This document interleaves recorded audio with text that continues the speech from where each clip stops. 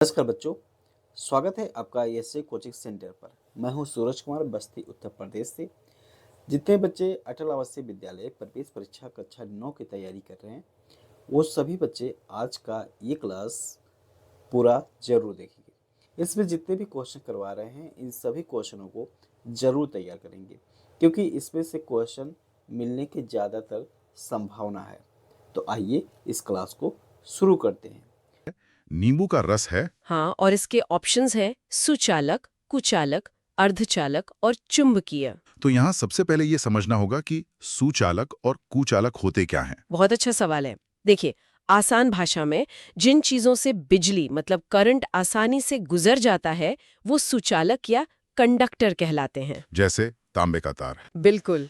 और जिनसे बिजली नहीं गुजरती, वो कुचालक यानी इंसुलेटर होते हैं, जैसे प्लास्टिक।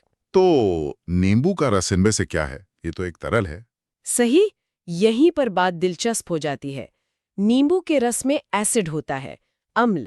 जब वो पानी में घुलता है तो वो आयंस बनाता है। आयंस। हाँ, चार्ज वाले कण।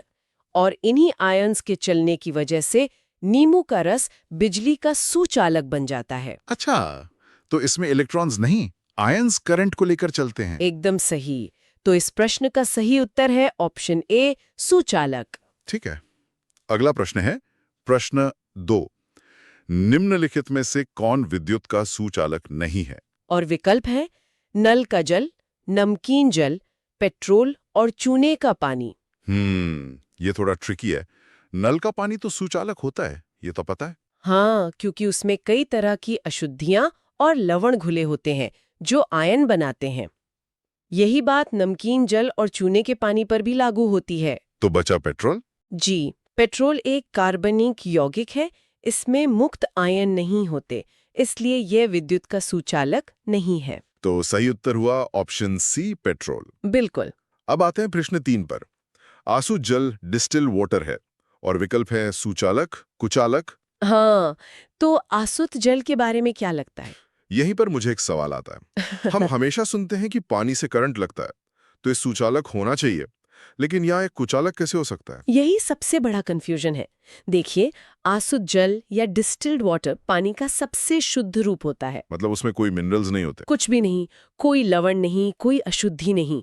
और जब अशुद्धियां ही नहीं है तो आयन भी नहीं बनेंगे। ओह, तो आयनों के बिना करंट आगे नहीं बढ़ पाएगा? एकदम। हमें जो करंट लगता है वो नल के पानी या अशुद्ध पानी से लगता है, डिस्टिल्ड वाटर से नहीं। तो इस प्रश्न का सही उत्तर है ऑप्शन बी, विद्युत का कुचालक। ये तो बहुत बड़ी गलतफहमी दूर हुई आज। चलिए, अब ठोस पदार्थों की बात करते हैं। प्रश्न 4। निम्नलिखित में से कौन विद्युत का सुचालक है? विकल्प है चारकोल, कोक, ग्रेफाइट और हीरा। ये तो सभी कार्बन के ही रूप हैं, है ना? जी हाँ, कार्बन के अपरूप या एलोट्रॉप्स। और यहीं पर विज्ञान का जादू है। एक ही तत्व पर गुण बिल्कुल अलग। हीरा तो कुचालक होता है, ये तो मालूम है। सही, क्योंकि हीरे की बनावट में हर कार्बन परमाणु बहुत मजबूती से जुड़ा होता है। कोई भी इलेक्ट्रॉन घूमने के लिए आजाद नहीं होता। और ग्रेफाइट में, जो हमारी पेंसिल की नोक में होता है? ग्रेफाइट की संरचना परतों में होती है और उन परतों के बीच में कुछ इलेक्ट्रॉन घूमने के लिए आजाद होते हैं। अच्छा, और यही मुक्त इलेक्ट्रॉन उसे सुचालक बना देते हैं। बिल्कुल। तो सही उत्तर है ऑप्शन सी, ग्रेफाइट। ठीक है। अब प्रश्न 5। विद्युत का कुचालक है। ऑप्शंस हैं आयरन, कॉपर, ग्रेफाइट और उपरोक्त में से कोई नहीं।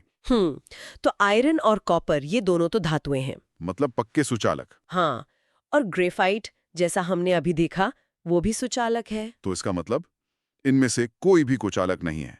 जी, इसलिए सही उत्तर होगा ऑप्शन डी, उपरोक्त में से कोई नहीं। समझ गया। अब प्रश्न 6 पर आते हैं। निम्न में से किस पदार्थ में प्रतिरोध सर्वाधिक होता है? विकल्प हैं चांदी, तांबा, एल्यूमिनियम और नाइक्रोम। सबसे पहले तो ये समझना जरूरी है कि प्रतिरोध या रेजिस्टेंस होता क्या है। एरंड के रास्ते में रुकावट है ना? आसान भाषा में बिल्कुल यही। तो चांदी तो बिजली की सबसे अच्छी सुचालक मानी जाती है। तो उसका प्रतिरोध सबसे कम होगा। सही। तांबा और एल्यूमिनियम भी बहुत अच्छे सुचालक है, लेकिन नाइक्रोम ये एक मिश्र धातु है। इसे बनाया ही इसलिए जाता है ताकि इसका प्रतिरोध बहुत ज्यादा हो। जैसे हमारे हीटर का तार में। एकदम सही, वो नाइक्रोम का ही होता है। ज्यादा प्रतिरोध की वजह से वो गर्म होकर लाल हो जाता है, तो सबसे ज्यादा प्रतिरोध नाइक्रोम का होगा।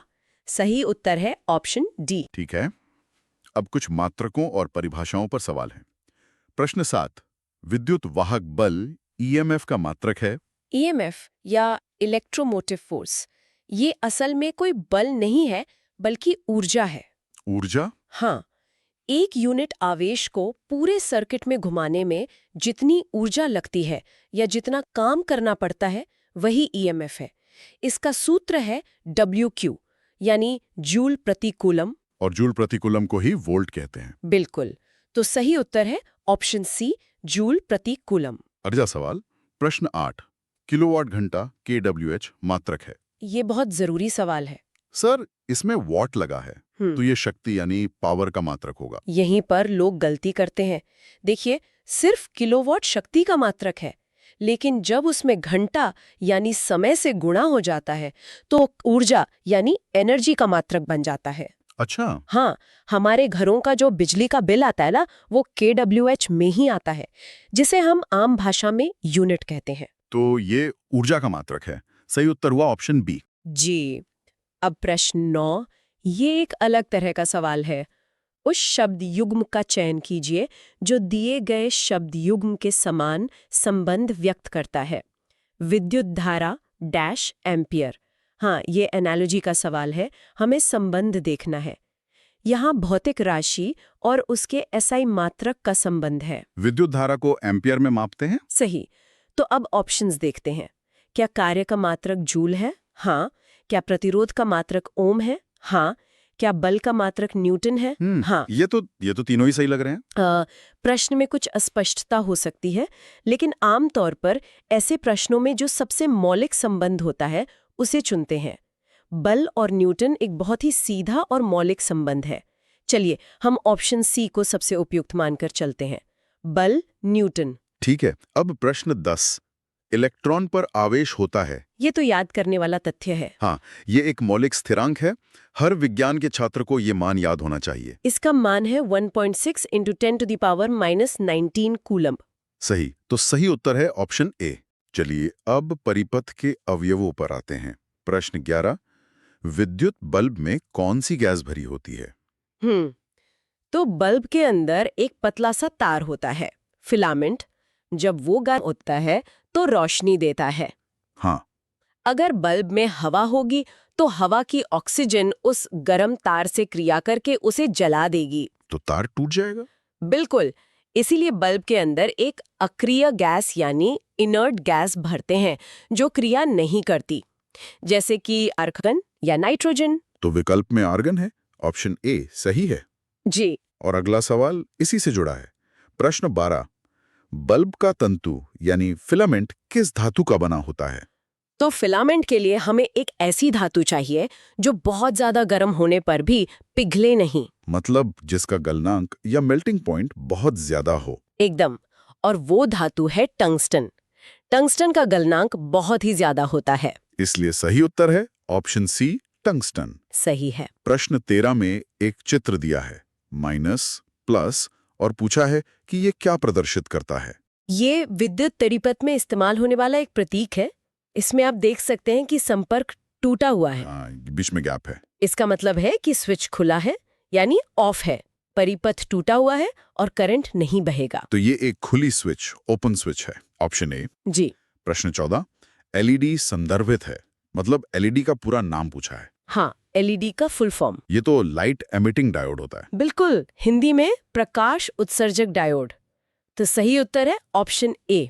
अब सुरक्षा उपकरणों पर आते हैं। जी।